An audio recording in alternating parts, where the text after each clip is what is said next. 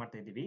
ಅದೇನು ಅಂದ್ರೆ PYQs discussion. Okay, ಇಲ್ಲಿ PYQs ಅಂತ ಬಂದಾಗ ಸ್ಟೇಟ್ ಲೆವೆಲ್ ಎಕ್ಸಾಮಿನೇಷನ್ ಮಾತ್ರ ಅಲ್ಲ, ಇರ್ರೆಸ್ಪೆಕ್ಟಿವ್ ಆಫ್ ಎನಿ ಎಕ್ಸಾಮಿನೇಷನ್. ಅಂದ್ರೆ ನೀವು ಬೇರೆ ಬೇರೆ ಸ್ಟೇಟ್ ಲೆವೆಲ್ PCS ಎಕ್ಸಾಮು, ಹಾಗೆ UPSC ಇಂದ ಕಂಡಕ್ಟ್ ಮಾಡೋ NDA ಎಕ್ಸಾಮ್ ಇರ್ಬೋದು, ಹಾಗೆ CDS ಎಕ್ಸಾಮ್ ಇರ್ಬೋದು, ಹಾಗೆ CAPF ಇರ್ಬೋದು, EPFO ಇರ್ಬೋದು. ಓಕೆ, ಹಾಗೆ ನಮ್ಮ ಸ್ಟೇಟ್ ಲೆವೆಲ್ ಇಂದ ಯಾವ್ದೋ ಎಕ್ಸಾಮ್ ಕಂಡಕ್ಟ್ ಆದ್ರೆ KE ಇಂದ ಮತ್ತು KPSC ಇಂದ,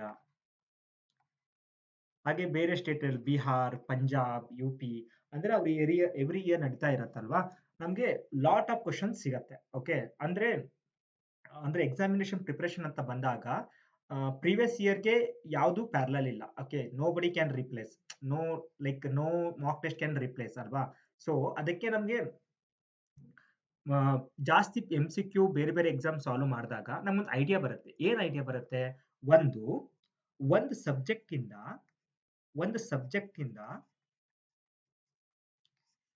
ಎಷ್ಟು ಕ್ವಶನ್ಸ್ ಕೇಳ್ತಾರೆ. ಓಕೆ, ಫಾರ್ ಎಕ್ಸಾಂಪಲ್ ನೀವು ಪೊಲಿಟಿ ಅಂತ ತಗೊಂಡಾಗ ಇದು ತುಂಬಾ ಇಂಪಾರ್ಟೆಂಟ್ ಟಾಪಿಕ್ ಅಲ್ವಾ. ಅಟ್ ಲೀಸ್ಟ್ 10 to 15 ಕ್ವಶನ್ಸ್ ಯಾವುದೇ ಎಕ್ಸಾಮ್ ಬೇಕಾದ್ರೆ ತಗೊಳ್ಳಿ ನೀವು, PC ಇಂದ ಹಿಡಿದು DC ಎಕ್ಸಾಮ್ ತನಕ. ಓಕೆ, UPSC ಇರ್ಬೋದು, ಈಗ ಸ್ಟೇಟ್ ಲೆವೆಲ್ ಇರ್ಬೋದು, ಅಥವಾ UPSC ಇಂದ ಬೇರೆ ಎಕ್ಸಾಮ್ಸ್ ಇರ್ಬೋದು. Polity is A very important subject ಅಲ್ವಾ. ಅದಕ್ಕೆ ನಾವು ಒಂದು ಗೊತ್ತಾಗುತ್ತೆ ಯಾವ ಸಬ್ಜೆಕ್ಟ್ ಜಾಸ್ತಿ ಇಂಪಾರ್ಟೆಂಟು, ನಾವು ಜಾಸ್ತಿ ಯಾವ್ದನ್ನ ಫೋಕಸ್ ಮಾಡ್ಬೇಕು ಅನ್ನೋದು. ಸೆಕೆಂಡ್ ಏನು ಅಂದ್ರೆ ಒಂದು ಥೀಮ್ ಗೊತ್ತಾಗುತ್ತೆ. ಏನು ಥೀಮ್ ಅಂದ್ರೆ, ಫಾರ್ ಎಕ್ಸಾಂಪಲ್ ಈಗ ಪೊಲಿಟಿ ತಗೊಳ್ಳಿ ಸಬ್ಜೆಕ್ಟು, ಇದರಲ್ಲಿ ಎಲ್ಲಾ ಆರ್ಟಿಕಲ್ಸ್ ಇಂಪಾರ್ಟೆಂಟಾ? ಪ್ರತಿಯೊಂದು ಲೈನ್ ನಾವು ಪ್ರತಿಯೊಂದು ಟಾಪಿಕ್ ಅನ್ನು ಮೆಮರೈಸ್ ಮಾಡ್ಬೇಕಾಗತ್ತಾ? ಅದ್ರ ಅವಶ್ಯಕತೆ ಇರಂಗಿಲ್ಲ. ಯಾಕಂದ್ರೆ ಒಂದು ಸಬ್ಜೆಕ್ಟ್ ಅಂತ ಬಂದಾಗ ಅದರಲ್ಲಿ ಎಕ್ಸಾಮಿನರ್ ಒಂದು ಥೀಮ್ ಅಂತ ನೋಡ್ತಾನೆ. ಏನ್ ಥೀಮ್ ಅಂತ ನೋಡ್ತಾನೆ? ಒಂದು ಫಾರ್ ಎಕ್ಸಾಂಪಲ್ ಇಲ್ಲಿ DPSP, fundamental rights, preamble, panchayat, parliament ಅಲ್ವಾ. ಈ ಕೆಲವೊಂದು ಇದಿಷ್ಟೇ ಟಾಪಿಕ್ ಇಂದನು ಮ್ಯಾಕ್ಸಿಮಮ್ 10 to 12 ಕ್ವಶನ್ಸ್ ಇಲ್ಲಿಂದಾನೇ ಬಂದಿರುತ್ತೆ. ಸೊ ನಾವು ಒಂದು ಕ್ವಶನ್ ಪೇಪರ್ ಅನಲೈಸ್ ಮಾಡಿದಾಗ ಬೇರೆ ಬೇರೆ ಕ್ವಶನ್ ಪೇಪರ್ ನಮ್ಗೆ ಗೊತ್ತಾಗುತ್ತೆ. ಇಷ್ಟು ಟಾಪಿಕ್ ಎಕ್ಸಾಮಿನರ್ ಮಾತ್ರ ಫೋಕಸ್ ಮಾಡೋದು, ನಾವು ಜಾಸ್ತಿ ಇದಕ್ಕೆ ಫೋಕಸ್ ಮಾಡಿ ಓದ್ಬೇಕಾಗತ್ತೆ. ಯಾವುದೇ ಕಾರಣಕ್ಕೂ ಬರೋ ಎಕ್ಸಾಮ್ಸ್ ಅಲ್ಲಿ ನಾವು ತಪ್ಪು ಮಾಡಬಾರ್ದು ಅನ್ನೋದು ಅಲ್ವಾ. ಇದು ಒಂದು ರಿಯಲ್ ಫ್ಯಾಕ್ಟ್ ಕೂಡ ಹೌದು. ಪೊಲಿಟಿಯಲ್ಲಿ 10 to 15 ಕ್ವಶನ್ಸ್ ಬರೋದ್ರಿಂದ ಮ್ಯಾಥ್ಸ್ ಅಂದ್ರೆ ಒಂದು ಕ್ವಶನ್ ತಪ್ಪು ಮಾಡ್ಬೋದು, ಅದು ರ್ಯಾಂಡಮ್ ಆಗಿ ಬಂದಿದ್ರೆ ಮಾತ್ರ. But out of that question you should make it correct ಅಂದಾಗ ಮಾತ್ರ ನೀವು ರಿಯಲ್ ಲಾಸ್ಟ್ ಫೈನಲ್ ಲಿಸ್ಟ್ ಅಲ್ಲಿ ನಿಮ್ಮ ಹೆಸರು ಬರ್ಲಿಕ್ಕೆ ಸಾಧ್ಯ. ಓಕೆ, ಇದು ಇವಾಗ ನೋಡೋಣ ಯಾವ ತರ ಕ್ವಶನ್ಸ್ ಈಗ ಪಂಜಾಬ್ ಇದರಲ್ಲಿ ಕೇಳಿದ್ದಾರೆ. ಓಕೆ, ನಾವು ಯಾವ ತರ ಫೋಕಸ್ ಮಾಡಬೇಕು ಪೊಲಿಟಿ ಅಂತ ಬಂದಾಗ,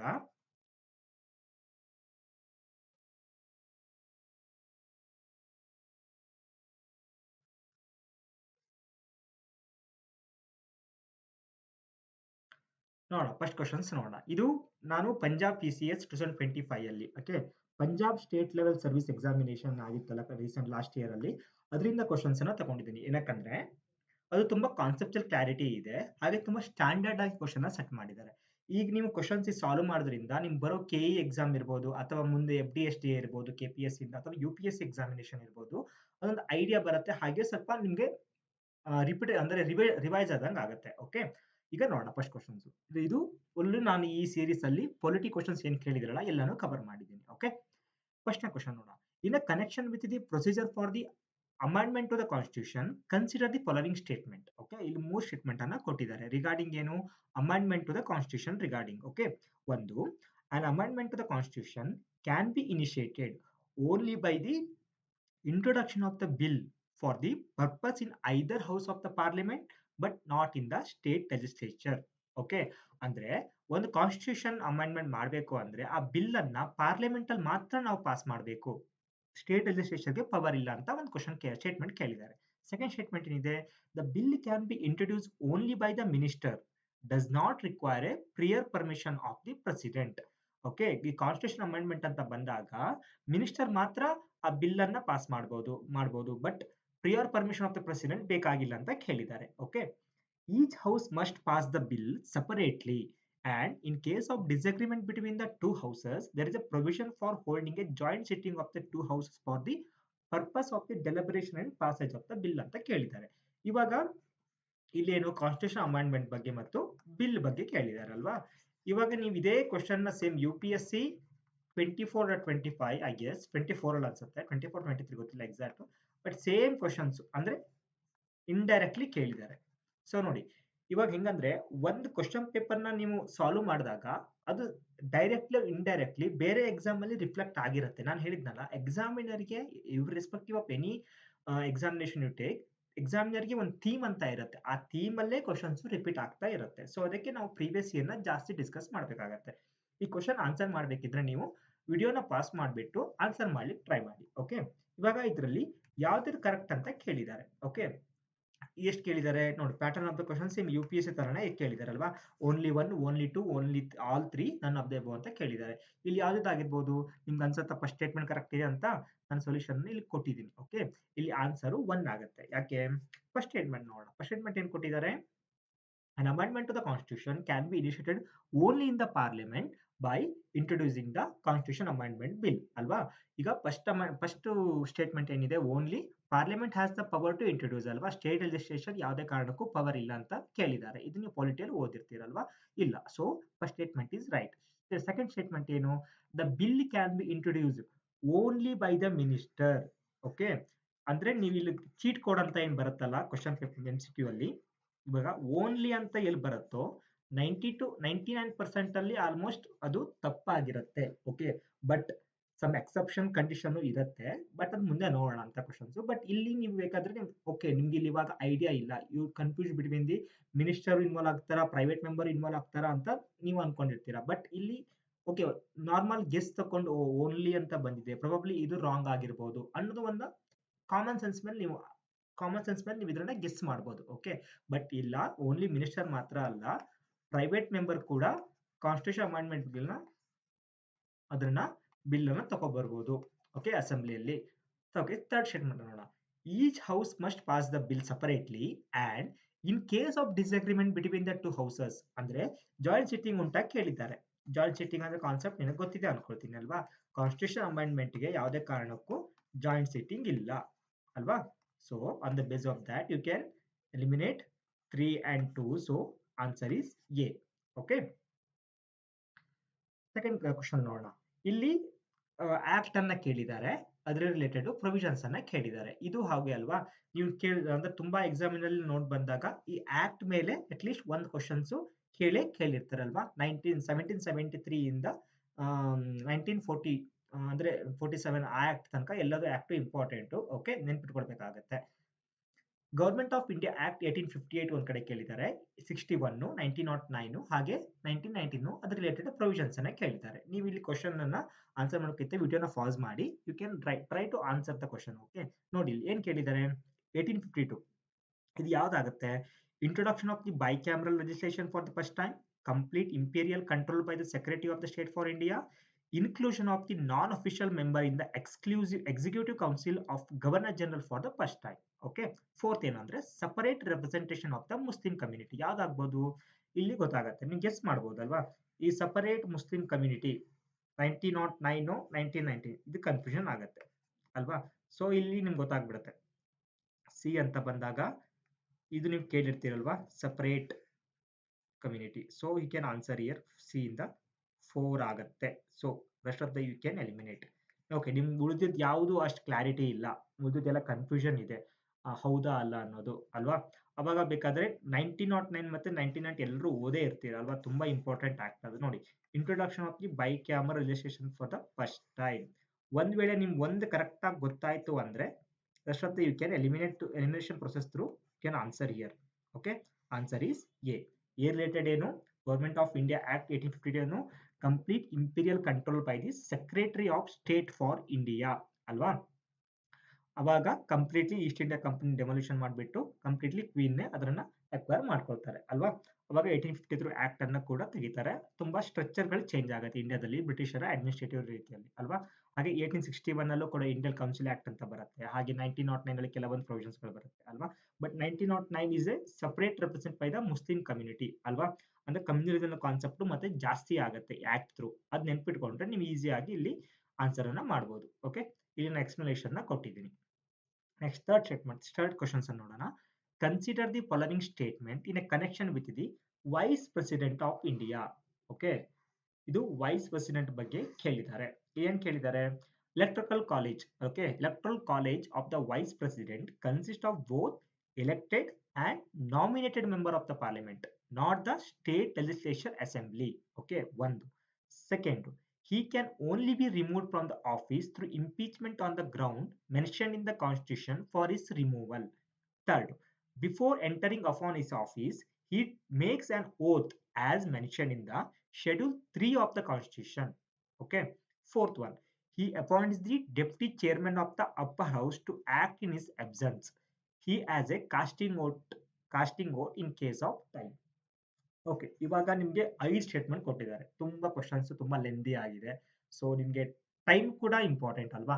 ಎಕ್ಸಾಮ್ ಅಂತ ಬಂದಾಗ ನೀವು ಕ್ವಶನ್ ಸಾಲ್ವ್ ಮಾಡೋದು ಎಷ್ಟು ಇಂಪಾರ್ಟೆಂಟ್, ಆ ಟೈಮ್ ಅಲ್ಲಿ ನೀವು ಆ ಕ್ವಶನ್ ಸಾಲ್ವ್ ಮಾಡೋದು ಇಂಪಾರ್ಟೆಂಟ್. ಓಕೆ, ಇದೆಲ್ಲ ಒಂಥರ ಮೈಂಡ್ ಗೇಮ್ ಕ್ವಶನ್ಸ್. ನೀವು ಇಲ್ಲಿ ಕಾಮನ್ ಸೆನ್ಸ್ ಇಂದ ಎಲಿಮಿನೇಷನ್ ಥ್ರೂ ಪ್ರೊಸೆಸ್ ಕರೆಕ್ಟ್ ಆಗಿ ಅಪ್ಲೈ ಮಾಡಿದ್ರೆ you can easily come up answer. ಹೇಗೆ ನೋಡಿ, he can only be removed from the office through impeachment on the ground of mentioned in the constitution for his removal. Okay okay, ನಿಮ್ಗೆ ಇಲ್ಲಿ idea ಇಲ್ಲ. Okay, vice president ಏನೋ confusion ಆಗ್ತಿದೆ. ನಾನು ಹೇಳಿದ್ದಲ್ಲ, ಒಂದು ಕೀವರ್ಡ್ಸ್ ಅಂತ ಇರುತ್ತೆ, ಚೀಟ್ ಕೋಡ್, ಅದನ್ನ ಇಲ್ಲಿ ಅಪ್ಲೈ ಮಾಡಿರ್ತಾರೆ. ಓನ್ಲಿ. ಓಕೆ, ಇವಾಗ ನಿಮ್ಗೆ ಅನ್ಸುತ್ತೆ ಟೂ ತಪ್ಪಿರ್ಬೋದೇನೋ ಅಂತ. So you can eliminate two here. Okay, ಇಲ್ಲಿ ನೀವು 50-50 ಬರ್ತೀರಾ. ಓಕೆ, ಇವಾಗ ಥರ್ಡಿಗೆ ಬಂದ್ರಿ. Before entering upon his office he makes an oath mentioned in the schedule 3 of the constitution. Okay, ನಿಮ್ಗೆ ಶೆಡ್ಯೂಲ್ 3 ಬಗ್ಗೆ ಒಂದು ಐಡಿಯಾ ಇರಬೇಕು. ಇದರಲ್ಲಿ ಯಾರ್ಯಾರು ಇನ್ಕ್ಲೂಡ್ ಆಗಿರ್ತಾರೆ? CAG ಇರ್ತಾನೆ, MLA MP ಇರ್ತಾರೆ, ಮಿನಿಸ್ಟ್ರಿ ಇರ್ತಾರೆ, supreme court judge, high court judge ಇರ್ತಾರೆ ಅಲ್ವಾ? ಬಟ್ ಪ್ರೆಸಿಡೆಂಟ್ ಮತ್ತೆ ವೈಸ್ ಪ್ರೆಸಿಡೆಂಟ್ ಇನ್ವಾಲ್ವ್ ಆಗಿರಲ್ಲ, ಇದರಲ್ಲಿ ಮೆನ್ಷನ್ ಮಾಡಿರಲ್ಲ ಅಲ್ಲ. ಸೊ ಅದಕ್ಕೆ ನಿಮ್ಗೆ ಇಲ್ಲಿ 3 ಅನ್ನು ಎಲಿಮಿನೇಟ್ ಮಾಡಿಬಿಟ್ರೆ easily you can answer. So ಇಲ್ಲಿ ಏನಂದ್ರೆ ಸ್ಟ್ರಾಟಜಿ, ತುಂಬಾ ಲೆಂದಿ ಕ್ವಶನ್ಸ್ ಇದ್ದಾಗ ನೀವು ಎಲಿಮಿನೇಷನ್ಗೆ ಟ್ರೈ ಮಾಡಬೇಕು. ಒಂದು ಸ್ಟೇಟ್ಮೆಂಟ್ ಏನಾದ್ರು ರಾಂಗ್ ಆಯ್ತು ಅಂದ್ರೆ ಎಲ್ಲಾ ಸ್ಟೇಟ್ಮೆಂಟ್ ಓದೋ ಅವಶ್ಯಕತೆ ಇಲ್ಲ. ಓಕೆ, ಒಂದು statement I felt that 2 is wrong or 3 is wrong. Okay, 3 directly ನಿಮ್ಗೆ ಗೊತ್ತು, ಶೆಡ್ಯೂಲ್ 3 ಬಗ್ಗೆ ನಿಮ್ಗೆ ಐಡಿಯಾ ಇದೆ ಕಂಪ್ಲೀಟ್ಲಿ. ಓಕೆ, ಅಲ್ಲಿ ಪ್ರೆಸಿಡೆಂಟ್ ಮತ್ತೆ ವೈಸ್ ಪ್ರೆಸಿಡೆಂಟ್ ಇನ್ವಾಲ್ವ್ ಆಗಿಲ್ಲ. ಸೊ ನಿಮ್ಗೆ ಅಲ್ಲಿ ಡೈರೆಕ್ಟ್ ಆಗಿ ಕೊಟ್ಬಿಟ್ರೆ ಉಳಿದ 4 ಸ್ಟೇಟ್ಮೆಂಟ್ ಓದೋ ಅವಶ್ಯಕತೆನೇ ಇಲ್ಲ. So we can eliminate 3 here. So ಅದಕ್ಕೆ ಎಕ್ಸಾಮಿನರ್ ಕೂಡ ಸ್ಮಾರ್ಟ್ ವೇದಲ್ಲಿ ಪ್ಲೇ ಮಾಡಿರ್ತಾನೆ ಇಲ್ಲಿ ಕ್ವಶನ್ಸ್ ಅನ್ನ. ಓಕೆನಾ? ಈಗ ನಿಮ್ಗೆ ಪ್ರೆಸೆನ್ಸ್ ಆಫ್ ಮೈಂಡ್ ತುಂಬಾ ಇಂಪಾರ್ಟೆಂಟ್ ಆಗುತ್ತೆ. ಒಂದು ಎಷ್ಟು ನಾಲೆಜ್ ಎಷ್ಟು important, at the same time applying that knowledge in the examiner the pressure way also is very important. That is called smartness. Okay, ಈಗ ನೀವು ಕ್ವಶನ್ ಆಪ್ಷನ್ ಸ್ಟೇಟ್ಮೆಂಟ್ 3 ನ remove ಮಾಡಿಬಿಟ್ರೆ easily you get the answer option B. Okay, here explanation ನಾನು mention ಮಾಡಿದ್ದೀನಿ. Next, with reference to the fundamental rights under the article 20 consider the following statement. ಏನಿದೆ? First statement, protection under this right is available only to the citizen of India. Okay, ಹೇಳಿದ್ನಲ್ಲ same ಇದೇ cheat code. ಇದು only citizen ಮಾತ್ರ ಇದೆಯಾ? ಇಲ್ಲ, foreigners ಕೂಡ ಇದೆ. So you feel that statement 2 also incorrect. ಇಲ್ಲಿ ಇನ್ಕರೆಕ್ಟ್ ಕೇಳೋದ್ರಿಂದ ಆನ್ಸರ್ ಈಸ್, ಆಮೇಲೆ ಲೈಕ್ ಫಸ್ಟ್ ಸ್ಟೇಟ್ಮೆಂಟ್ ಇದು ಆನ್ಸರ್ ಆಗುತ್ತೆ. Okay, while criminal laws can be imposed retrospectively and civil laws cannot. Okay, ಕೇಳಿದಾನೆ. Okay, the protection against the self incrimination extend to the both civil and criminal proceeding. Okay, ಕೇಳಿದಾನೆ ಇಲ್ಲಿ. But ನೀವು ಇಲ್ಲಿ ಓದಿರ್ತೀರಲ್ವಾ, self incrimination extend to both civil and criminal proceeding ಅಂತ ಕೇಳಿದಾನೆ. But ಇಲ್ಲಿ ಒಂದಕ್ಕೆ ಅಪ್ಲೈ ಆಗತ್ತೆ, ಒಂದಕ್ಕೂ ಅಪ್ಲೈ ಆಗಲ್ಲ. ಒಂದು common sense. Second, while criminal law can be imposed retrospectively, civil law cannot. ಹಂಗಾಗತ್ತಾ? ಇಲ್ಲ, ಸಿವಿಲ್ ಲಾ ಕೂಡ ಅಪ್ಲೈ ಆಗತ್ತೆ ಅಂತ ಕೇಳಿದಾನೆ. So all the 3 statement are wrong here. Okay, ಇಲ್ಲಿ ಕೇಳ್ತೀನಿ, article 23 is available to both citizens and non-citizens. Okay, not only restricted to citizen of India. Next, criminal laws cannot be imposed respectively. Okay, retrospectively, article 20 subclause 1 ಹೇಳುತ್ತೆ. However, civil law can be retrospective in nature. But ಇಲ್ಲಿ ಏನು ಕೇಳಿದ್ದಾರೆ? Civil laws cannot be ಅಂತ ಕೇಳಿದಾರಲ್ವಾ? But it can ಅಲ್ವಾ? So ಇಲ್ಲಿ ನೋಡಿ, ಅಂದ್ರೆ okay, article 23 ನಿಮ್ಗೆ ನಾಲೆಜ್ ಇಲ್ಲ ಕರೆಕ್ಟ್ ಆಗಿ. ಓಕೆನಾ? ಏನೋ ಕನ್ಫ್ಯೂಷನ್ ಅಲ್ಲಿ ಇದ್ದೀರಾ, ಓದಿದ್ದೀರಾ. ಬಟ್ ಇಲ್ಲಿ ಕೆಲವೊಂದು ಕಾಮನ್ ಸೆನ್ಸ್ ಮೇಲೆ ನೀವೆಲ್ಲ ಆನ್ಸರ್ ಮಾಡಿರ್ಬೋದು. ಓಕೆ, ಹಾಗೆ ಅಂದ್ರೆ ಕ್ರಿಮಿನಲ್ ಲಾಗಿ ಯು ಕಾನ್ ಇಂಪೋಸ್ ರೆಸ್ಪೆಕ್ಟಿವ್ಲಿ ಅಲ್ವಾ, ಮನ್ಸಿಗೆ ಬಂದಾಗ ಅಪ್ಲೈ ಮಾಡಂಗಿಲ್ಲ. ಬಟ್ ಸಿವಿಲ್ ಲಾ ಅಂತ ಬಂದಾಗ ರಿಲೇಟೆಡ್ ಟು ಫಿನಾನ್ಸ್ ಸಮಥಿಂಗ್ ಏನೋ ರಿಲೇಟೆಡ್ ಆಗಿರುತ್ತೆ ಅಲ್ವಾ. ಬಟ್ ಅದನ್ನ ಕೂಡ ನೀವು ಅಪ್ಲೈ ಮಾಡಬಹುದು ಅನ್ನೋದು ಗೊತ್ತಾಗ್ಬಿಡುತ್ತೆ. Protection against self incrimination extend to both civil and criminal proceeding. ಎರಡೂ ಲಾಗೂ ಅಪ್ಲೈ ಮಾಡ್ಬೇಕಾಗತ್ತಾ? ಇಲ್ಲ, ಯಾವ್ದಾದ್ರು ಒಂದಕ್ಕೆ ಮಾತ್ರ ನೀವು ಅಪ್ಲೈ ಮಾಡ್ಲಿಕ್ಕೆ ಸಾಧ್ಯ, ಸೆಲ್ಫ್ ಇನ್ಕ್ರಿಮಿನೇಷನ್ ಅಲ್ವಾ. ಸೊ ಅದಕ್ಕೆ ಈ just guess A normal common sense, all three is correct, all three is incorrect ಅಂತ. Okay, protection against the self incrimination under article 20 subclause 3 applies only to the criminal proceeding, not to the civil proceeding ಅಂತ ನಿಮಗೆ ಗೊತ್ತಾಗ್ಬಿಡುತ್ತೆ. Okay, next question ನೋಡೋಣ. In a connection with the preamble to the Indian constitution, which of the following statement are correct ಅಂತ ಕೇಳಿದ್ದಾರೆ. ನಾನು ಹೇಳಿದ್ನಲ್ಲ, some important theme polity ಅಂತ ಬಂದಾಗ ಅದೇ ಇರುತ್ತೆ, ಅದೇ ಫಂಡಮೆಂಟಲ್ ರೈಟ್ಸ್, ಅದೇ DPSP, ಅದೇ ಪ್ರಿಯಾಂಬಲ್, ಅದೇ ಪಾರ್ಲಿಮೆಂಟ್. ಅಲ್ಲಿಂದನೇ ಕ್ವಶನ್ಸ್ ಡೈರೆಕ್ಟ್ಲಿ ಇಂಡೈರೆಕ್ಟ್ಲಿ ಸಾಲ್ವ್ ಆಗುತ್ತೆ. ನಾನು ಒಂದ್ ಮಾತು ಹೇಳ್ತೀನಿ ನಿಮ್ಗೆ, irrespective of any examination polity questions ನ ಎಲ್ಲ ಕಡೆಯಿಂದನೂ ಸಾಲ್ವ್ ಮಾಡಿ.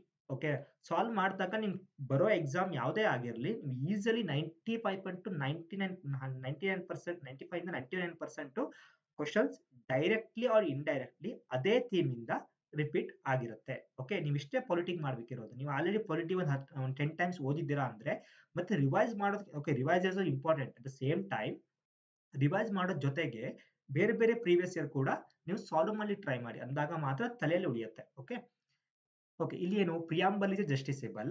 ಹಾಗೆ statement B, preamble has been amended only twice so far. Okay, preamble is not a part of the constitution as a held by the Supreme Court. Preamble embodies the objective of the economic justice but not of economic liberty. ಏನ್ ಅನ್ಸುತ್ತೆ ನಿಮ್ಗೆ? Preamble ಜಸ್ಟಿಸೇಬಲ್ ಅನ್ಸುತ್ತಾ? It is not ಅಲ್ವಾ. Preamble has been amended only twice so for. Only ನೋಡು, ಪದೇ ಪದೇ ಬರ್ತಾ ಇದೆ ಓನ್ಲಿ ಅನ್ನೋ ಒಂದು ಚೀಟ್ ಕೋಡ್ ಅಲ್ವಾ. ಇದು ಬಂದಾಗ most of the time wrong ಆಗಿರುತ್ತೆ. ಓನ್ಲಿ ಅಮೆಂಡ್ ಓನ್ಲಿ ಒನ್ಸ್, ಯಾವಾಗ 42nd ಅಮೆಂಡ್ಮೆಂಟ್ ಪ್ರಕಾರ ಅಲ್ವಾ. Third, preamble is not a part of the constitution as a held by the Supreme Court. ಇದು ಪಾರ್ಟ್ ಆಫ್ ದ ಕಾನ್ಸ್ಟಿಟ್ಯೂಷನ್ ಹೌದಾ ಅಲ್ಲ ನೋಡಿ. ಹಾಗೆ preamble embodies the objective of the economic justice but not of the economic liberty. Okay, ಏನ್ ಹೇಳುತ್ತೆ?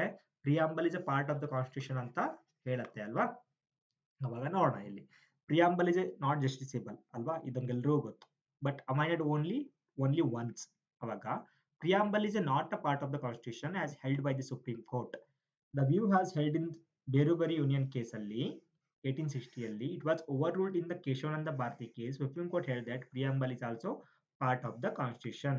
Okay, ಈಗ ನಿಮ್ ಮುಂದಿನ ಅಂದ್ರೆ ಆಲ್ರೆಡಿ ಕೇಳಿದ್ದಾರೆ ಈ ಕ್ವಶನ್ಸ್ ಅನ್ನ, ಯಾವ case under preamble is a part of the constitution ಅಂತ ಜಡ್ಜ್ಮೆಂಟ್ ಬಂದಿದೆ ಅಂತ ಕೇಳಿದ್ದಾರೆ. ಓಕೆ, ಯಾವ್ದದು? ಕೇಶವಾನಂದ ಭಾರತಿ ಕೇಸ್ 1973. ತುಂಬಾ ಇಂಪಾರ್ಟೆಂಟ್ ಕೇಸು, ತುಂಬಾ ರಿಪೀಟ್ ಆಗುತ್ತೆ. ಓಕೆ, ನೆನ್ಪಿಟ್ಕೊಳ್ಳಿ, ಈ ತರ ಕ್ವಶನ್ಸ್ ಕೂಡ ಕೇಳ್ಬೋದು.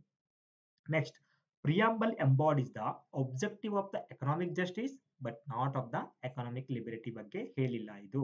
ಓಕೆನಾ? ನೀವು ಪ್ರಿಯಾಂಬಲ್ ಫಸ್ಟ್ ಸ್ಟಾರ್ಟಿಂಗ್ ಚಾಪ್ಟರ್ ಇಲ್ಲಿ ಇಂಡಿಯನ್ ಅಂದ್ರೆ ಲಕ್ಷ್ಮೀಕಾಂತ್ ಅಲ್ಲಿ ಓದಿದಾಗ ನಿಮ್ಗೆ ಗೊತ್ತಾಗುತ್ತೆ. ಫಸ್ಟ್ ಚಾಪ್ಟರ್ ಪ್ರಿಯಾಂಬಲ್ ಬಗ್ಗೆ ಇದೆ ಅಲ್ವಾ.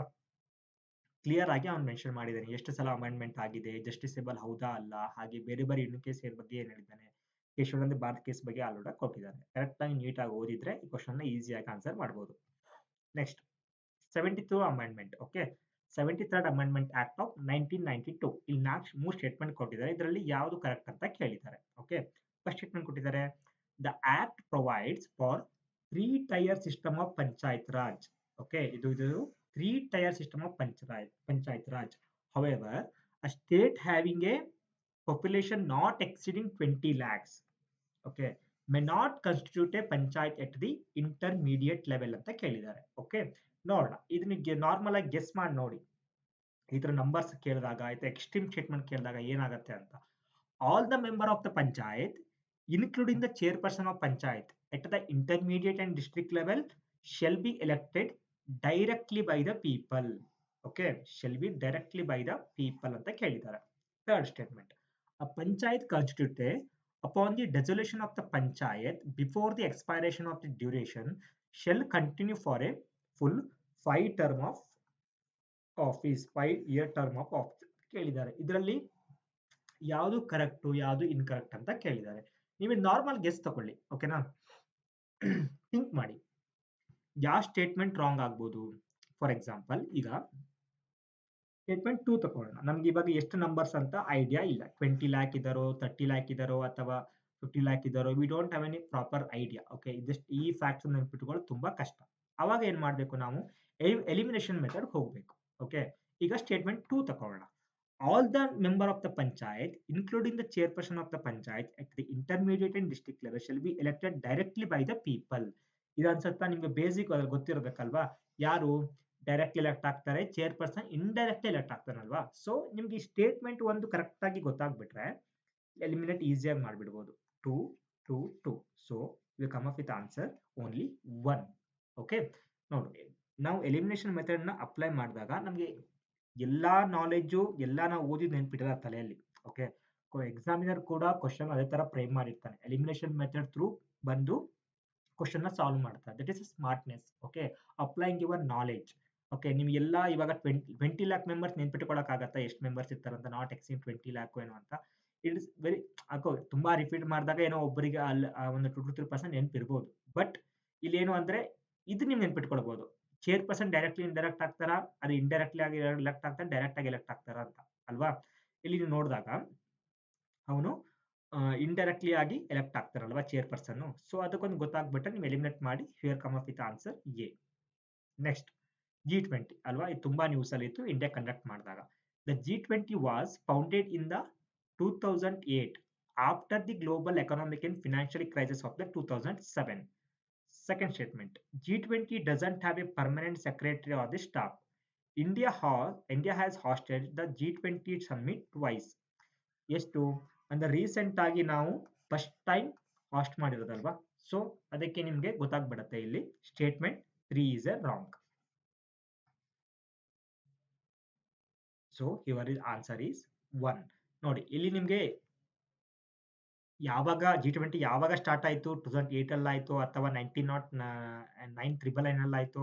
ನಿಮ್ಗೆ ಐಡಿಯಾ ಇಲ್ಲ. ಓಕೆ, ಬ್ಯಾಕ್ ಗ್ರೌಂಡ್ ಗೊತ್ತಿಲ್ಲ, ನಿಮ್ಗೆ ಇಷ್ಟು ಕನ್ಫ್ಯೂಷನ್ ಇದೆ. ಬಟ್ ಪರ್ಮನೆಂಟ್ ಸೆಕ್ರೆಟರಿ ಇದೆ ಇಲ್ವೋ, ಇದು ಕನ್ಫ್ಯೂಸಿಂಗ್ ಸ್ಟೇಟ್ಮೆಂಟ್ ಅಲ್ವಾ? ಮೋಸ್ಟ್ ಆಫ್ ದ ಟೈಮ್ ಎಲ್ಲಾ ಬಾಡಿಗಳಿಗೂ ಪರ್ಮನೆಂಟ್ ಸೆಕ್ರೆಟರಿ ಇದೆ, ಸ್ಟಾಫ್ ಇದೆ ಅಂತಾನೆ ಓದಿರ್ತೀವಿ.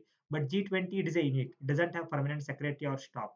ಬಟ್ ಅದು ನನಗೆ ಐಡಿಯಾ ಇಲ್ಲ. ಬಟ್ ಇದು ಗೊತ್ತಿರ್ಬೋದಲ್ವಾ? ಡೈಲಿ ನ್ಯೂಸ್ ಪೇಪರ್, ಇಲ್ಲೇ ನೀವು ಡೈಲಿ ನ್ಯೂಸ್ ಪೇಪರ್ ಓದಿದಾಗ ಅಥವಾ ಟೆಲಿವಿಷನ್ ನೋಡಿದಾಗ ಗೊತ್ತಾಗುತ್ತೆ. ಇಂಡಿಯಾ ಅಂದ್ರೆ ತುಂಬಾ ಸ್ಟ್ರೆಸ್ ಆಗಿ ಹೇಳ್ತಾ ಇದ್ವಲ್ವಾ?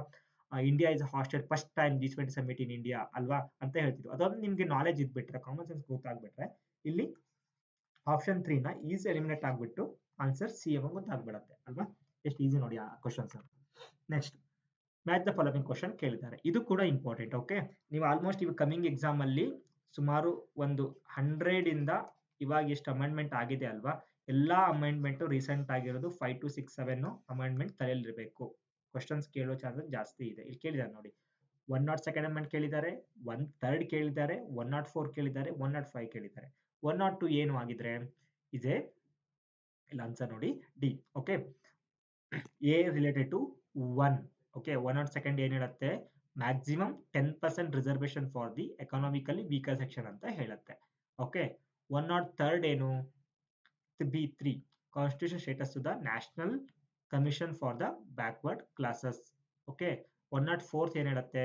Restore the power of the government to identify the OBs. ಅಂದ್ರೆ ಮೊದಲೇ ಆದ್ರೂ ಸ್ಟೇಟ್ಗೆ ಪವರ್ ಇಲ್ಲ ಅಂತ ರಿಮೂವ್ ಮಾಡಿದ್ರಲ್ವಾ? But Supreme Court judgement through ಬಂದಾಗ ಮರಾಠ ರಿಸರ್ವೇಶನ್ ಕೇಸಲ್ಲಿ ಮತ್ತೆ ವಾಪಸ್ ಸ್ಟೇಟ್ಗೆ ಅದು ಪವರ್ ಅನ್ನ ಕೊಡುತ್ತೆ OBC ನ ಐಡೆಂಟಿಫೈ ಮಾಡ್ಲಿಕ್ಕೆ. ಅದನ್ನ 104 ಅಮೆಂಡ್ಮೆಂಟ್ ಥ್ರೂ ಬರುತ್ತೆ. ನೆಕ್ಸ್ಟ್ 105 ಏನು?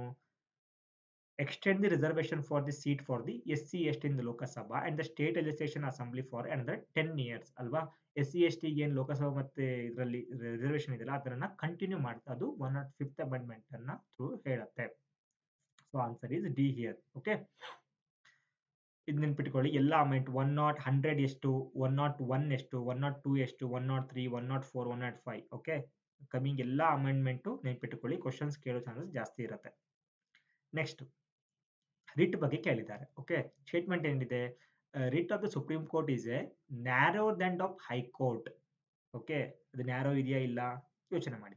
Supreme court can issue writ only for the enforcement of the fundamental rights. Okay, ನಾನು ಹೇಳಿದ್ದಲ್ಲ, ಓನ್ಲಿ ಅಂತ ಬಂದಾಗ ನೀವು ತುಂಬಾ ಕೇರ್ಫುಲ್ ಆಗಿರ್ಬೇಕು. ಓಕೆ ಓಕೆ 91% ನಾವು ಇಲ್ಲಿ ಪ್ರೀವಿಯಸ್ ಇಯರ್ ಒಂದು 3 ಕ್ವಶನ್ಸ್ ನೋಡಿದಾಗ ಸ್ಲೈಡ್ಸ್ ಅಲ್ಲಿ ರಾಂಗ್ ಆಗಿತ್ತು.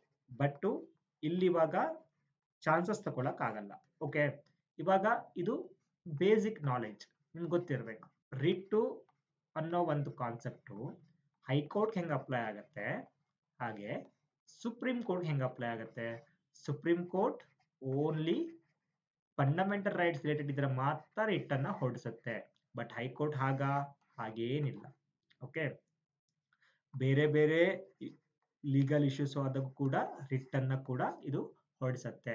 ಓಕೆನಾ, ರಿಟ್ ಹೊಡಿಸ್ಕೊಂಡು ರೈಟ್ಸ್ ಅನ್ನ ತಗೊಳ್ಬಹುದು. ಬಟ್ ಇಲ್ಲಿ ಸುಪ್ರೀಂ ಕೋರ್ಟ್ ಅಲ್ಲಿ only for the enforcement of the fundamental rights. Okay, but ಈಗ ನೆನ್ಕೊಳ್ಳಿ. ಹಾಗೆ ಇನ್ನೊಂದು ಮೇಲದ ಸ್ಟೇಟ್ಮೆಂಟ್ ಏನಿದೆ, ರಿಟ್ ಅನ್ನು Supreme court is narrower than that of high court ಅಲ್ವಾ.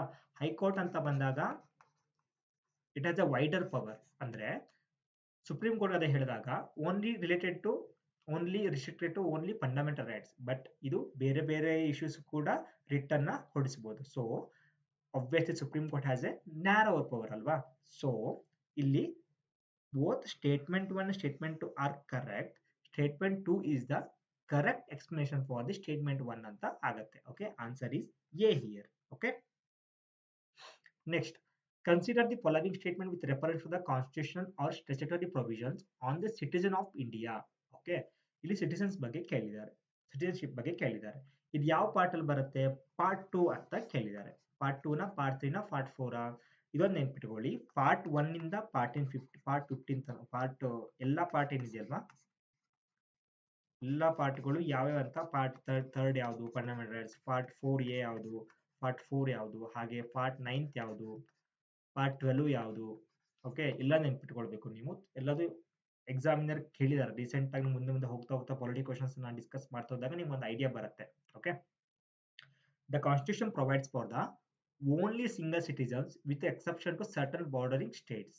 ಓಕೆ, ಕೇಳಿದ್ದಾರೆ. ಇಲ್ಲಿ ನೋಡಿ, ಮತ್ತೆ ವಾಪಸ್ ಇಲ್ಲಿ ಓನ್ಲಿ ಅನ್ನೋ ಒಂದು ಕೀವರ್ಡ್ಸ್ ಬಂದಿದೆ. Okay, the latest amendment to the citizens act 1955 has relaxed the qualification for naturalisation for the persons belong to the religious minority for all the countries bordering India. Okay, ಇದರಲ್ಲಿ ಯಾವ statement correct incorrect ಅಂತ ಕೇಳಿದ್ದಾರೆ. Okay, citizenship ಅನ್ನೋದು ಯಾವ part ಅಲ್ಲಿ ಬರುತ್ತೆ, part 2 ನ. ಹೌದು. ಓಕೆ, ಇವಾಗ ಸ್ಟೇಟ್ಮೆಂಟ್ 3 ಇಸ್ ರಾಂಗ್ ಅಂತ ಆಯ್ತು. ಓಕೆ, ಇವಾಗ ನಮಗೆ 3 ಆಪ್ಷನ್ಸ್ ಉಳಿದಿದೆ. Constitution provides only for the single citizenship with exception to the certain bordering states. ಇಂಡಿಯಾದಲ್ಲಿ ಡ್ಯುಯಲ್ ಸಿಟಿಸನ್ಶಿಪ್ ಇದೆಯಾ, ಇಲ್ಲ. ಸೊ ಸ್ಟೇಟ್ಮೆಂಟ್ 2 ಇಸ್ ರಾಂಗ್ ಅಲ್ವಾ. ಇವಾಗ ನಿಮ್ಗೆ ಬರೋದು ಆನ್ಸರ್ ಎ, ಆನ್ಸರ್ ಡಿ. ಇದರಲ್ಲಿ ಯಾವ್ದಿರ್ಬೋದು, ಆಪ್ಷನ್ ಸಿ, ಆಪ್ಷನ್ ಡಿ ಅಲ್ಲಿ ಯಾವ್ದಿರ್ಬೋದು. The latest amendment to the citizens act, ಅದು ಕೂಡ ಕೆಲವೊಂದು ರಿಲ್ಯಾಕ್ಸೇಷನ್ ಕೊಟ್ಟಿದ್ಯಾ, ಇಲ್ಲ. ಇದು ಯಾವ ಆಕ್ಟ್ ಪ್ರಕಾರ, 19 constitutional amendment act, citizen amendment act ಕೇಳಿರ್ತೀರಲ್ವಾ, ತುಂಬಾ ಕಾಂಟ್ರವರ್ಸಿ ಆಗಿತ್ತು ಅಲ್ವಾ. All the bordering all the states ಇಲ್ಲ, ಸರ್ಟನ್ ಸ್ಟೇಟ್ಸ್ ಮಾತ್ರ. Okay, so answer is A here. So ಇಲ್ಲಿ when it comes to all, okay, ಇಂಥ ಎಕ್ಸ್ಟ್ರೀಮ್ ವರ್ಡ್ಸ್ಗಳು ಬಂದಾಗ ಓನ್ಲಿ, ಆಲ್, ಇಂಥ ಆಟೋಮೆಟಿಕಲಿ ಇಂಥ ಕೀವರ್ಡ್ಸ್ಗಳು ಬಂದಾಗ ಅಂತ ಸ್ಟೇಟ್ಮೆಂಟ್ಗಳು most of the time wrong ಆಗುತ್ತೆ. ಈ ಪಂಜಾಬ್ PCS ಏನ್ ಮಾಡಿದಾನಂದ್ರೆ UPSC ಸ್ಟ್ರಾಟಜಿನ ಅಪ್ಲೈ ಮಾಡಿದ್ದಾನೆ ಇಲ್ಲಿ. ಓಕೆ, ಅದಕ್ಕೆ ಕ್ವಶನ್ ಸ್ವಲ್ಪ ಸ್ಟೇಟ್ ಲೆವೆಲ್ ಎಕ್ಸಾಮಿನೇಷನ್ ಬರೆಯೋರಿಗೆ ಸ್ವಲ್ಪ ಕಷ್ಟ, ಡಿಫಿಕಲ್ಟಿ ಆಗುತ್ತೆ. Because it's all about common sense ಅನ್ನು ಅಪ್ಲೈ ಮಾಡಿ ತುಂಬಾ ಕ್ವಶನ್ಸ್ ಇಲ್ಲಿ ನಾವು ಆನ್ಸರ್ ಬಂದ್ಬಿಡ್ಬೋದು. ಓಕೆ, ನೆಕ್ಸ್ಟ್ ನೋಡೋಣ. Constitution does not specify the strength of the high court. ಹೌದಾ, ನೋಡೋಣ. Constitution leaves it to the discretionary of the respective state legislature to specify the strength of the High Court. The judge of the High Court are appointed by the President. Which of the statement is are incorrect ಅಂತ ಕೇಳಿದ್ದಾರೆ. ಯಾವ್ದಾಗತ್ತೆ, Constitution doesn't specify the strength of the High Court ಅಂತ ಕೇಳಿದೆ ಅಲ್ವಾ. ಇದು correct ಅಲ್ವಾ, ಎಷ್ಟು high court ಇರ್ಬೇಕಂತ ಹೇಳ. It has the discretionary power of the parliament. Parliament has to decide ಅಲ್ವಾ. Next, judge of the high court are appointed by the president ಅಂತ ಕೇಳಿದೆ ಅಲ್ವಾ. It is also right. Is a basic polity knowledge. So ಗೊತ್ತಾಗ್ಬಿಟ್ರೆ ನಿಮ್ಗೆ 1 correct ಅಂತ ಗೊತ್ತು. So 1 wrong, ಇಲ್ಲಿ 1 correct ಅಂತ ಗೊತ್ತು. ಸೊ ಓಕೆ, 2 ಕೂಡ ಕರೆಕ್ಟ್ ಅಂತ ಗೊತ್ತಾಯ್ತು, 3 ಅಂತ ಕರೆಕ್ಟ್ ಅಂತ ಗೊತ್ತಾಯ್ತು ಅಲ್ವಾ. ಸೆಕೆಂಡ್ ಸ್ಟೇಟ್ಮೆಂಟ್ ಅಂತ ಉಳಿಯುತ್ತೆ. Constitution leaves it to the discretion of the respective state legislature to specify the strength of the high court. State legislation ಇದೆಯಾ? ಇಲ್ಲ. It is a parliament has to decide ಅಲ್ವಾ. So option B is a right year. So the ಆಸ್ಕರ್ incorrect. Okay, next one. ಇಲ್ಲಿ ಇವಾಗ ಒಂದು recent current affairs ಆಗಿತ್ತಲ್ಲ UCC ಬಗ್ಗೆ, ತುಂಬಾ issues going on regarding UCC ಅಲ್ವಾ. ಅಂದ್ರೆ ಪಾರ್ಲಿಮೆಂಟ್ ಇಂದ ಪಾಸ್ ಮಾಡಬೇಕು ಅಂತೆಲ್ಲ ಹೇಳಿದೆ. ಬಟ್ ಇಲ್ಲಿ ಕೆಲವೊಂದು ಸ್ಟೇಟ್ಗಳು ಅದು ಇಂಪ್ಲಿಮೆಂಟ್ ಕೂಡ ಮಾಡಿದೆ, ಇಂಪ್ಲಿಮೆಂಟ್ ಕೂಡ ಕೆಲವೊಂದು ಸ್ಟೆಪ್ಗಳನ್ನು ತಗೊಳ್ತಾ ಇದೆ. ಅದರಲ್ಲಿ ಉತ್ತರಾಖಂಡ ಒಂದು. Under the consider the following statement regarding the marriage ಬಗ್ಗೆ ಕೇಳಿದೆ. ಓಕೆ, ಇಂಡಿಯನ್ ಕಾಂಟೆಕ್ಸ್ಟ್ ಅಲ್ಲಿ. Under the uniform civil code implemented in Uttarakhand, the minimum age of the marriage for a girls has been raised from 18 to 21 years ಅಂತ ಹೇಳಿದೆ. Okay, ನೋಡೋಣ, ನಮ್ಗೆ idea ಇಲ್ಲ. The subject of the marriage is included in the state list of the 7th schedule to the Constitution of India. Okay, marriage ಅನ್ನೋದು state ಲಿಸ್ಟಾ ಅಥವಾ concurrent ಲಿಸ್ಟಾ ಅಥವಾ central ಲಿಸ್ಟಾ? ನಿಮ್ಗೆ ಗೊತ್ತಿರತ್ತೆ ಅಲ್ವಾ. It is A concurrent list. Marriage ಅಂತ ಬಂದಾಗ related to marriage state ಕೂಡ ಕೆಲವೊಂದು ಲಾಗಳನ್ನು pass ಮಾಡ್ಬೋದು, ಹಾಗೆ ಸೆಂಟ್ರಲ್ ಕೂಡ ಪಾಸ್ ಮಾಡ್ಬೋದು. ನೀವು ರೀಸೆಂಟ್ ಆಗಿ ಇಶ್ಯೂ ಕೇಳಿರ್ತೀರಲ್ವಾ, ನಿಮ್ಗೆ ಸ್ಟೇಟ್ ಲಿಸ್ಟು ಅಥವಾ ಸೆಂಟ್ರಲ್ ಲಿಸ್ಟ್ ಅಂತ ಗೊತ್ತಿಲ್ಲ.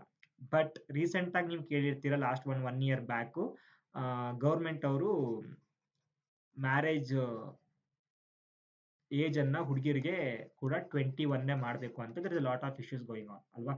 ಅಂದ್ರೆ ತುಂಬಾ ಡಿಬೇಟ್ ಹೋಗ್ತಾ ಇತ್ತು ಅಲ್ವಾ. ಅದ್ರ ನಿಮ್ಗೆ ಅದೊಂದು ಆ ನ್ಯೂಸ್ ಪೇಪರ್ ಓದುವಾಗ ಅದೊಂದು ನಿಮ್ ತಲೆಯಲ್ಲಿ ಬಂದ್ಬಿಟ್ರೆ you can eliminate easily here. B ನ ಎಲಿಮಿನೇಟ್ ಮಾಡ್ಬೋದು, ಸಿ ಕೂಡ ಎಲಿಮಿನೇಟ್ ಮಾಡ್ಬೋದು. ಬಟ್ ಈ stuck with 1 and D. Under civil code ಅಲ್ಲಿ ಉತ್ತರಾಖಂಡ್ ಮಿನಿಮಮ್ ಏಜ್ ಅನ್ನು ಜಾಸ್ತಿ ಮಾಡೋದ್ಯಾ ಇಲ್ಯಾ ಗೊತ್ತಿಲ್ಲ ಅಲ್ವಾ. ಸೊ ಹಿಯರ್ ನೀವು ಕೆಲವೊಂದು ಗೆಸ್ ಅನ್ನ ತಗೊಳ್ಬಹುದು. ನಿಮ್ಗೆ ಇಲ್ಲಿ ಆ ಕರೆಂಟ್ ಅಫೇರ್ಸ್ ನಾಲೆಜ್ ಇದ್ರೆ it's fine, you can answer easily answer D. But ಇಲ್ಲ, but you are coming with 50-50 ಅಲ್ವಾ. ಇಂಥ ಕ್ವಶನ್ಸ್ಗೆ ಎಲಿಮಿನೇಷನ್ ಥ್ರೂ ಮೆಥಡ್ ಮಾಡಿ 50-50 ಬರಬೇಕು. ಬಟ್ ಇಲ್ಲಿ ಒಂದು ಯೋಚನೆ ಮಾಡಿ ನೋಡಿ, ಕಾಮನ್ ಸೆನ್ಸ್ 18-21 ಮಾಡಿದ್ಯಾ? ಮಾಡಿದ್ರೆ ಡೆಫಿನೆಟ್ಲಿ ಇಂಡಿಯಾದಲ್ಲಿ ಮತ್ತೆ ಬೇರೆ ಬೇರೆ ಅದ್ರ ಮೇಲೆ ಡಿಬೇಟ್ ಆಗ್ತಾ ಇತ್ತಲ್ವಾ. ಬಟ್ ರೀಸೆಂಟ್ ಆಗಿ ಆತರ ಏನು ಮಾಡಿಲ್ಲ, ಸೊ ಅದಕ್ಕೆ ಅದು ಡಿಬೇಟ್ ಆಗ್ತಾ ಇಲ್ಲ. ಆತರ ಯೋಚನೆ ಮಾಡಿ ನೋಡಿದಾಗ ಇಲ್ಲಿ ಇದು ರಾಂಗ್ ಆಗುತ್ತೆ. Okay, answer D. ನಾನು ಹೇಳಿದ್ನಲ್ಲ, ಎಕ್ಸಾಮ್ ಅಲ್ಲಿ ಕೂತಾಗ ನೀವು ಎಷ್ಟು ಕಾಮ್ ಆಗಿರ್ತೀರೋ ಅಂತ ಅಷ್ಟು ಅಂದ್ರೆ ನಿಮ್ಗೆ ಎಲಿಮಿನೇಷನ್ ಮಾಡ್ಲಿಕ್ಕೆ ಮತ್ತು ಅಷ್ಟು ಪ್ರೆಸೆನ್ಸ್ ಆಫ್ ಮೈಂಡ್ ಅಪ್ಲೈ ಮಾಡ್ಲಿಕ್ಕೆ ಸಾಧ್ಯ. ಓಕೆ, ನಾನು ಹೇಳಿದ್ನಲ್ಲ, ನಾನು ಇಲ್ಲಿ ನಿಮ್ಗೆ ಸುಮಾರು 8 to 7 ಕ್ವಶನ್ಸ್ ಅಲ್ಲಿ just common sense elimination method through ನೀವು ಆನ್ಸರ್ ಮಾಡ್ಬರ್ಬೋದು ಅಲ್ವಾ. ನೀವು ಕರೆಕ್ಟ್ ಆಗಿ ನಾಲೆಜ್ ಇಲ್ಲದೆ ಇದ್ರೂ ಓಕೆ ಆ ಸಬ್ಜೆಕ್ಟ್ ಬಗ್ಗೆ, ಬಟ್ ಎಲಿಮಿನೇಷನ್ ಮೆಥಡ್ ಕರೆಕ್ಟ್ ಆಗಿ ನೀವು ಅಪ್ಲೈ ಮಾಡಿದ್ರೆ you can easily answer the questions. Next, ಇದು ಕೂಡ ಕ್ಲಾಸಿಕ್. ಓಕೆ, ಈ ನೆಕ್ಸ್ಟ್ ಕ್ವಶನ್ಸ್ ಅನ್ನ ನೋಡೋಣ. ಓಕೆ, ನೆಕ್ಸ್ಟ್ ಏನ್ ಕೇಳಿದ್ದಾರೆ, ಕ್ಲಾಸಿಕಲ್ ಲ್ಯಾಂಗ್ವೇಜ್ ಬಗ್ಗೆ ಕೇಳಿದ್ದಾರೆ ಅಲ್ವಾ. ಇದು ತುಂಬಾ ರೀಸೆಂಟ್ ಅಲ್ರಿ, ಲಾಸ್ಟ್ 2024 ಅಲ್ಲಿ ಕೆಲವೊಂದು ಕ್ಲಾಸಿಕಲ್ ಲ್ಯಾಂಗ್ವೇಜ್ ಕೂಡ ಆಡ್ ಮಾಡಿದ್ದಾರೆ ಅಲ್ವಾ. ಯಾವ್ದು ಕೇಳಿದ್ದಾರೆ, ಅಸ್ಸಾಮಿ, ಪಾಲಿ, ಗುಜರಾತಿ, ಮರಾಠಿ ಅಂಡ್ ಓಡಿಯಾ. ಇದರಲ್ಲಿ ಯಾವ ಕ್ಲಾಸಿಕಲ್ ಇಲ್ಲ? ಒಂದು ಗುಜರಾತಿ ಕ್ಲಾಸಿಕಲ್ ಲ್ಯಾಂಗ್ವೇಜ್ ಅಲ್ಲ. ರೀಸೆಂಟ್ ಆಗಿ ಅಸ್ಸಾಮಿನ ಆಡ್ ಮಾಡಿದ್ದಾರೆ, ಪಾಲಿ ಕೂಡ ಆಡ್ ಆಗಿದೆ, ಮರಾಠಿ, ಓಡಿಯಾ ಕೂಡ ಇದೆ ಅಲ್ವಾ. ನೋಡೋಣ ಇಲ್ಲಿ ಆನ್ಸರ್. ಅಸ್ಸಾಮಿ, ಪಾಲಿ, ಗುಜರಾತಿ. ಅಸ್ಸಾಮಿ ಆಗಿ 2024 ಅಲ್ಲಿ ಆಡ್ ಮಾಡಿದ್ದಾರೆ. ಓಕೆ, ಹಾಗೆ ಪಾಲಿ ಕೂಡ ಆಡ್ ಮಾಡಿದ್ದಾರೆ. Gujarati is not declared as a classical language yet. Okay, Marathi 2024 ಕೂಡ ಆಡ್ ಆಗಿದೆ, ಓಡಿಯಾ 2014 ಅಲ್ಲಿ ಆಡ್ ಆಗಿದೆ.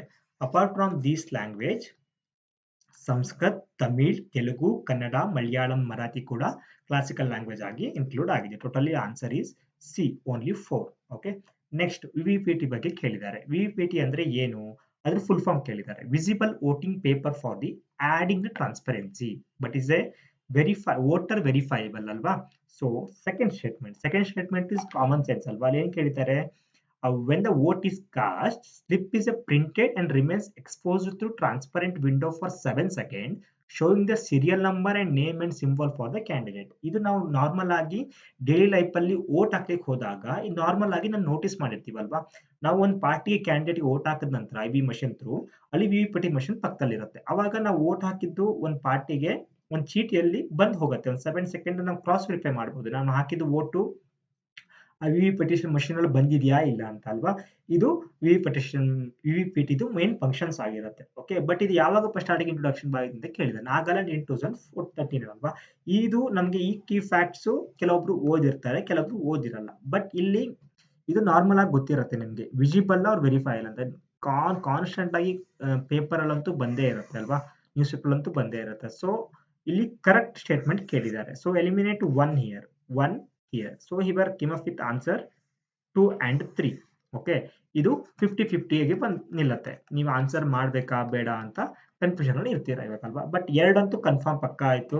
ಸೊ ಇವಾಗ ಇಷ್ಟು ಫಸ್ಟ್ ನಾಗಾಲ್ಯಾಂಡ್ ಇಲ್ಲ ಅಥವಾ ಬೇರೆ ಕೇರಳನ ಅಥವಾ ಬೇರೆ ಗೊತ್ತಿಲ್ಲ, but here is Nagaland. It's a key facts. Okay, ಇದನ್ನ ಗೊತ್ತಿದ್ರೆ ಮಾತ್ರ ಇಲ್ಲಿ ಆನ್ಸರ್ ಮಾಡ್ಲಿಕ್ಕೆ ಸಾಧ್ಯ.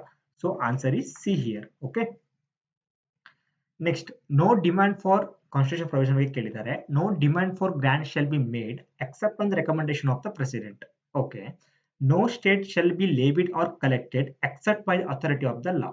Okay, third one, parliament can reduce or abolish tax but cannot increase it anta kelidare. But ಎಷ್ಟು ಸ್ಟೇಟ್ಮೆಂಟ್ is correct, ಎಷ್ಟು ಸ್ಟೇಟ್ಮೆಂಟ್ is wrong ಅಂತ ಕೇಳಿದ್ದಾರೆ. But here only 2. they cannot increase it, they can increase it ಅಲ್ವಾ. ನೋಡಿ, parliament can increase. Okay, article 265 ಹೇಳಿದ್ದಾರೆ, article 113 ಬಗ್ಗೆ ಹೇಳಿದ್ದಾರೆ. Next, regarding ಮನಿ bill ಬಗ್ಗೆ ಹೇಳಿದ್ದಾರೆ. ಮನಿ ತುಂಬಾ ಇಂಪಾರ್ಟೆಂಟ್ ಟಾಪಿಕ್. ಓಕೆ, ತುಂಬಾ ಕ್ವಶನ್ಸ್ ಮನಿ ಬಿಲ್ ಬಗ್ಗೆ ಕೇಳಿದ್ದಾರೆ ಎಲ್ಲ ಎಕ್ಸಾಮ್ಸ್ ಅಲ್ಲೂ. ಮುಂದೆ ಹೋಗ್ತಾ ಹೋಗ್ತಾ ನಿಮ್ಗೆ ಗೊತ್ತಾಗುತ್ತೆ ಬೇರೆ ಬೇರೆ PYQs ಡಿಸ್ಕಸ್ ಮಾಡಿದಾಗ. ನೆನ್ಪಿಟ್ಕೊಳ್ಳಿ ಮನಿ ಬಿಲ್ ಬಗ್ಗೆ. Constitution defines the money bill ಅಲ್ವಾ. ಇದು ಆರ್ಟಿಕಲ್ 110 ನಲ್ಲಿ ಮನಿ ಬಿಲ್ ಬಗ್ಗೆ ಡಿಫೈನ್ ಮಾಡುತ್ತೆ. Second, it can be introduce only by the minister, that too only on the recommendation of the president ಅಲ್ವಾ. ಇದು ಕೂಡ ಹೌದು. ನಾನು ಹೇಳಿದ್ನಲ್ಲ, ಓನ್ಲಿ ಏನು ಬರುತ್ತಲ್ಲ. So you need to be very careful. Okay, sometimes most of the time is wrong ಆದ್ರೂ some few times ಇದು ಅಪ್ಲೈ ಆಗುತ್ತೆ. So here first preference is your knowledge apply ಮಾಡಿದಾಗ ನೀವು ಎಲ್ಲಿ ಆ ಗೆಸ್ಸಸ್ ಅನ್ನ ಅಪ್ಲೈ ಮಾಡಬೇಕು ಅಂದ್ರೆ ನಿಮ್ಗೇನು ಆ ಕ್ವಶನ್ಸ್ ಬಗ್ಗೆ ಐಡಿಯಾ ಇಲ್ಲ, you don't have any kind of knowledge on that concept ಅಂದಾಗ ಮಾತ್ರ ಈ ಕೀವರ್ಡ್ಸ್ ಗಳನ್ನ ಕೆಲವೊಂದು ರ್ಯಾಂಡಮ್ ಎಕ್ಸ್ಟ್ರೀಮ್ ವರ್ಡ್ ಗಳನ್ನ ಎಲಿಮಿನೇಟ್ ಮಾಡಿ ಆನ್ಸರ್ ತರಬೇಕಾಗತ್ತೆ. But here need to very careful. Money bill ಅನ್ನೋದು ತುಂಬಾ ಇಂಪಾರ್ಟೆಂಟ್ ಟಾಪಿಕ್ ಅಲ್ವಾ, ನೀವು ಓದದೆ ರಿವೈಸ್ ಮಾಡ್ಬೇಕಾಗಿರುತ್ತೆ ಅಲ್ವಾ. ಸೊ ಇವಾಗ constitution defines the money bill ಅಂತ ಗೊತ್ತು. ಸೊ ಹಿಯರ್ ಸ್ಟೇಟ್ಮೆಂಟ್ 1 ಕರೆಕ್ಟ್ ಅಂತ ಗೊತ್ತಾಯ್ತು. ಸೊ ಎಲಿಮಿನೇಟ್ ಎಲಿಮಿನೇಟ್ ಮಾಡಿ, ಸೀನ್ ಕೂಡ ಎಲಿಮಿನೇಟ್ ಮಾಡಿ. ಸೊ ಇಲ್ಲಿ ಕನ್ಫ್ಯೂಷನ್ ಅಲ್ಲೇ ಇಲ್ಲ ನಿಮ್ಗೀಗ. 2 ಇಲ್ಲೂ ಇದೆ, ಇಲ್ಲೂ ಇದೆ ಅಲ್ವಾ. 1, 2 ಕರೆಕ್ಟ್ ಅಂತ ಗೊತ್ತಾಯ್ತು. ನೆಕ್ಸ್ಟ್ ಇವಾಗ third one, there shall be endorsed on the every money bill when it is transmitted to the Rajya Sabha and when it is presented to the president for assent, certification of the speaker of the Lok Sabha signed by him that it is a money bill ಅಂತ ಕೇಳಿದ್ದಾರೆ. So ಇದು ತುಂಬಾ technical ಆಗಿ questions ಅನ್ನ frame ಮಾಡಿದ್ದಾರೆ. But ಒಬ್ಬ examiner ಇಷ್ಟೆಲ್ಲ research ಮಾಡಿ ಒಂದು ಕ್ವಶನ್ಸ್ ಅನ್ನ ಒಂದು ಸ್ಟೇಟ್ಮೆಂಟ್ ಅನ್ನ ಹಾಕಿದೇನಂದ್ರೆ ಮೋಸ್ಟ್ ಆಫ್ ದ ಟೈಮ್ ಇದು ಕರೆಕ್ಟ್ ಆಗಿರುತ್ತೆ. ಸೊ ಇದು ನಿಮ್ಗೆ ಡೀಪ್ ನಾಲೆಜ್ ಇಲ್ಲ ಅಂತ ಅನ್ಕೊಂಡ್ರೆ ನೀವು ಹಿಂಗೂ ಥಿಂಕ್ ಮಾಡ್ಬೋದು. Okay, so answer is 1, 2, 3 here. Okay, ಇಲ್ಲಿ ತನಕ ನಾವು ನೋಡಿದ್ವಿ ಪಂಜಾಬ್ PCA 2025 ಅಲ್ಲಿ ಇಲ್ಲಿ ತನಕ ಏನೇನು ಕ್ವಶನ್ಸ್ ಕೇಳಿದ್ದಾರೆ ಅನ್ನೋದು ನೋಡಿದ್ವಿ ಅಲ್ವಾ. ಈಗ ಮುಂದಿನ ವಿಡಿಯೋದಲ್ಲಿ ನಾವು ಬೇರೆ ಸಬ್ಜೆಕ್ಟ್ ಅಂದ್ರೆ ಎಕಾನಮಿ, ಮಾಡರ್ನ್ ಹಿಸ್ಟ್ರಿ, ಬೇರೆ ಬೇರೆ ಸಬ್ಜೆಕ್ಟ್ ಇಂದ ಯಾವ ತರ ಕ್ವಶನ್ಸ್ ಕೇಳಿದ್ದಾರೆ ಅಂತ ನೋಡೋಣ. ಬಟ್ ಇಲ್ಲಿ ನೀವು ವಿಡಿಯೋ ನೋಡ್ತಿದ್ರೆ ಏನ್ ಹೆಲ್ಪ್ ಆಗುತ್ತೆ ಅಂತ ಹೇಳಿದ್ನಲ್ಲ, ಒಂದು ಬೇರೆ ಎಕ್ಸಾಮ್ಗೆ ನೀವು ಪ್ರಿಪೇರ್ ಆಗ್ತಿದ್ದೀರಾ ಅಂದ್ರೆ ಬೇರೆ ಬೇರೆ ಸ್ಟೇಟ್ ಲೆವೆಲ್ದು ಅಥವಾ ಬೇರೆ ಬೇರೆ ಕ್ವಶನ್ ಪೇಪರ್ ನೀವು ಸಾಲ್ವ್ ಮಾಡ್ತಾ ಹೋದಾಗ ನಿಮ್ದು ಕಾನ್ಸೆಪ್ಟ್ ರಿವೈಸು ಆಗುತ್ತೆ, ನಿಮ್ಗೊಂದು ಐಡಿಯಾನು ಬರುತ್ತೆ ನಾನು ಯಾವ್ಯಾವ ಥೀಮ್ ಅಲ್ಲಿ ಆ ಸಬ್ಜೆಕ್ಟ್ ಅಲ್ಲಿ ಜಾಸ್ತಿ ಹೈಲೈಟ್ ಮಾಡಿ ಓದ್ಬೇಕು ಅನ್ನೋದು. ಓಕೆ, ಇಲ್ಲಿ ತನಕ ಆಯ್ತು. Thank you guys.